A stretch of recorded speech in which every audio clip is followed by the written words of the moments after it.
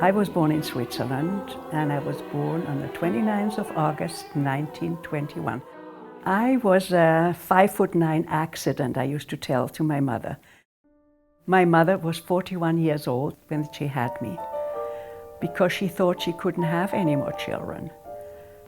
She had only one ovary. So I used to tell Mother, can you imagine if you would have had 2 ovaries, how big I would have been here? I was 5'9" when I was finished with 1 ovary. I had 2 sisters and 1 brother. They were much older than I am. I was like a single child, and the times were very bad, so I was not very much wanted. But it came out okay, because other children took off, and here I was with my mother, and she had to bring me up because my father died very young. He was just 55 years old, and I was just 12 years old when he died. In Basel, we had a very good medical university, and many young men came to study medicine in Basel. We had not a wealthy house, but a very warm and open house. So Saturdays and Sundays, they all used to come to our family, to Pevsner's. Mother would bake a big fledel cake, and she would make schmaltzherring and a big pot of potatoes, and she put on the samovar, and everybody had a good time. And I was sitting just aside, and they used to speak Yiddish, they used to sing, they used to tell their stories, and I think that's how I got my feeling for the Yiddish language, for the Yiddish music, just what I grasped there. And that, I think, is a fond memory, because I'm very grateful for that. It enriched my whole life.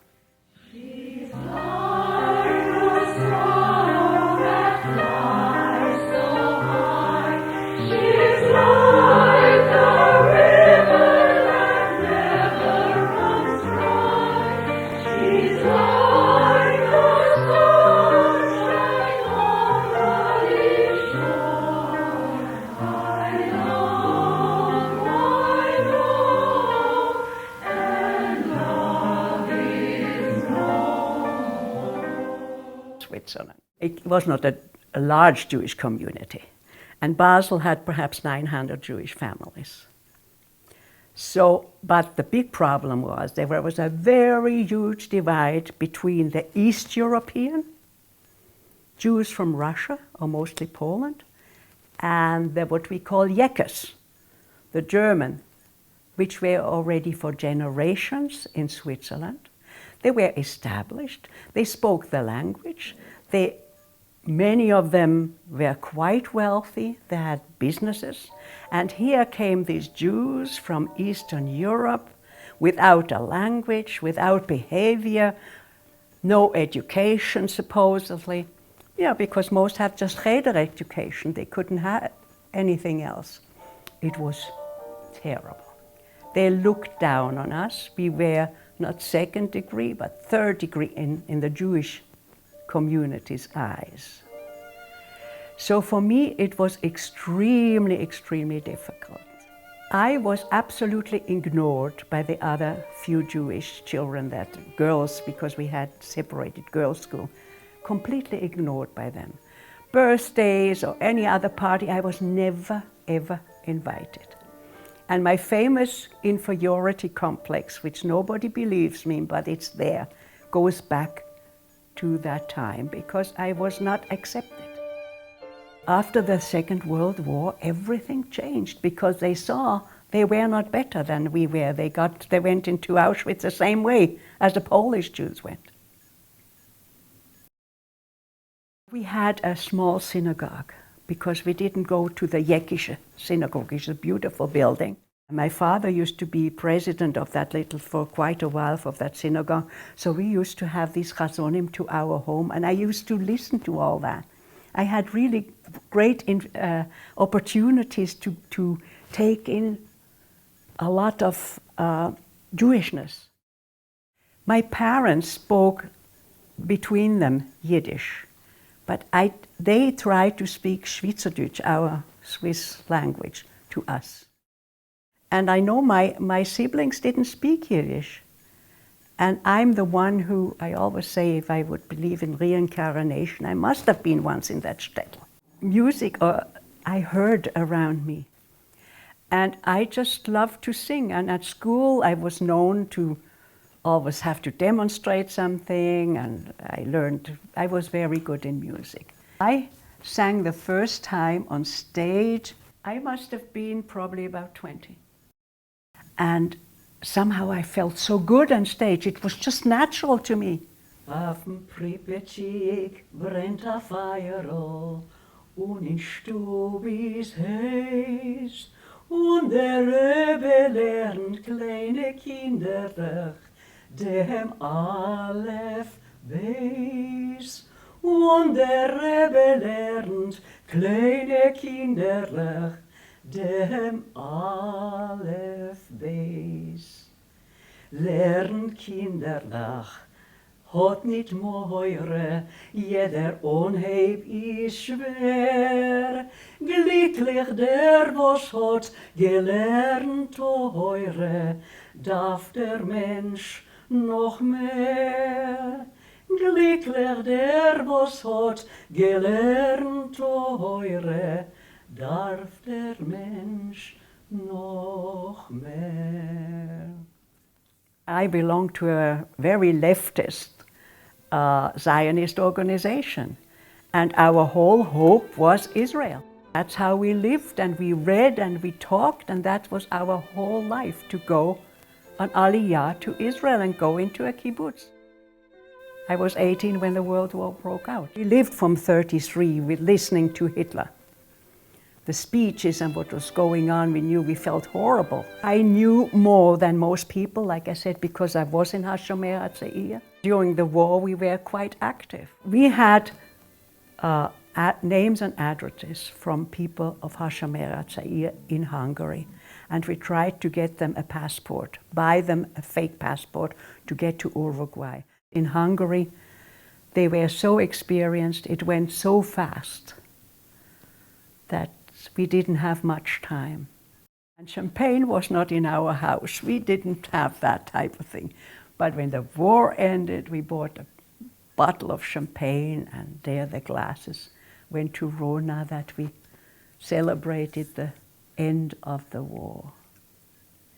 And then all the horrible, horrible things came out. In 1947 was the big in the United Nations about the division if we're going to get Israel or not. We sat with these survivors in Rome during the night when the count was going on, and we were all writing. I still get goosebumps if we are going to get our own country or not. And when it came through, it was screaming and yelling, and the next day there was a big demonstration of all these survivors. We all marched towards Jerusalem under this arch. Now, these are things that I will never, ever forget in my life. I met Eli in the Polish uniform.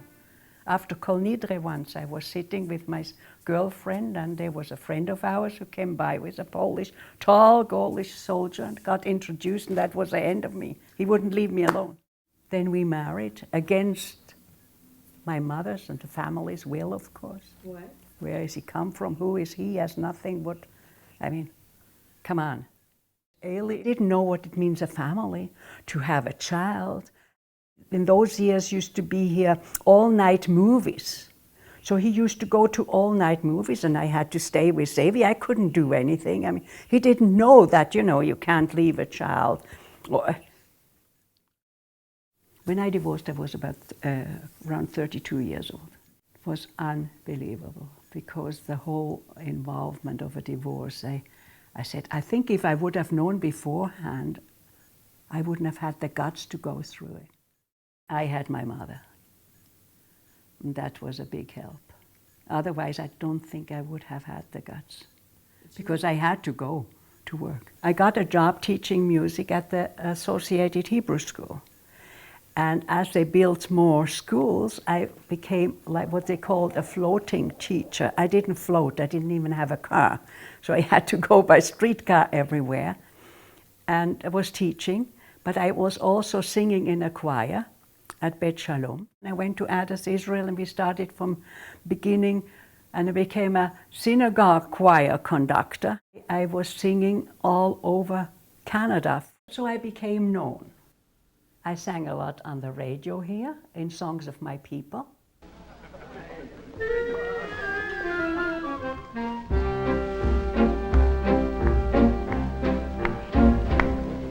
Die Maratonim gehen Kinder, lassen sie freien Schat nur Schat, der Hossen ist gar ein Wunder, spielt da Liederle dem Hossen so, ja, ja, ja, ja, ja, ja, ja, ja,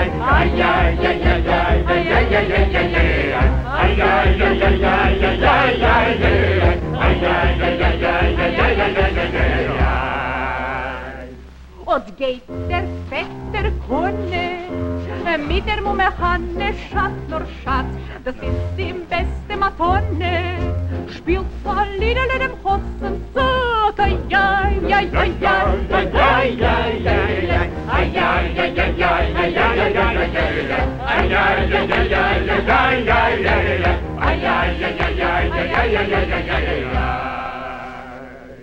dem Hossen Schwester Fredel, dreht sich ein Bredel, Schat nur Schat, nimmt sie ja rein in Redel, spielt so Liederle dem Hossen so, ja, ja, ja, ja, ja, ja, ja,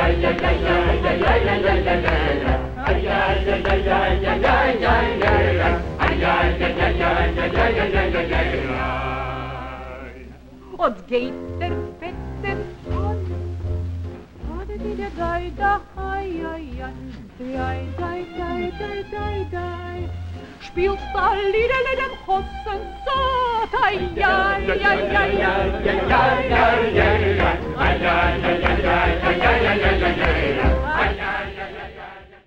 I thought I'll never remarry again. And we lived with Mother. I lived on Howland Avenue, and it was Purim. And I got an invitation, and there was Rona's father sitting there, became then the father. He was divorced, he was alone. He was the most charming, good-looking man that any woman ever could wish for. Kind, nice, sweet. And I married Yitzchak. And after I married him, I found out something is not really right, but that was it. He was a manic depressive. So somehow I go for these little men who have a little... I married with Yitzchak when I was 37. And 4 years later had Rona. Took us 4 years. I wanted very badly to have another child, even though I had my son, Zev. But I felt I wanted another child, that one child is not enough. Zevi, was he excited? He's schlepping her around everywhere, everywhere. I still see them, he took her by the hand and they went to the hockey games. Yeah. Zevi, he loved to fly and he was alone up there. It was just before his wedding, he was going to be married, and I was out with Rona buying a dress for the wedding for Rona. It was a Friday and my husband was in Montreal at the office. Friday. The police came to the door when I was out with Rona to say that Zevi crashed. People ask me, did you find out? Was something wrong with the plane? What? I'm not interested. What am I going to look after that? Whatever it is, it's not going to change the fact. So I don't want to know. If it could have been avoided or whatever it is, I don't want to know. It's not going to change anything. I'm sure it must have changed me. And I'm a big pessimist because I know that things can happen when you least expect it. That nothing is really sure. Nothing. I gave up my teaching and went with Yitzhak into the business. I was running a big business for the whole country. We had the representations. We had salespeople on the road. We had office here and an office in Toronto, in Montreal, and I was running that whole shebang. I was under such pressure with a very sick man. It was all pressure. 6 months manic, 6 months depressed, and 1 year wonderful. And what they say in Hebrew, ein brera, no choice. I either was sinking and everything was going to pots and I would be out in the street with my child, or swim and fight. So that's what I did. And thanks whatever to my fighting, that everybody's fine, including me. Music probably was my survival. You float and you forget about everything. It's a wonderful escape. People say they're lucky or unlucky. I don't know. I think we all get some opportunities. If you don't take it, it's gone.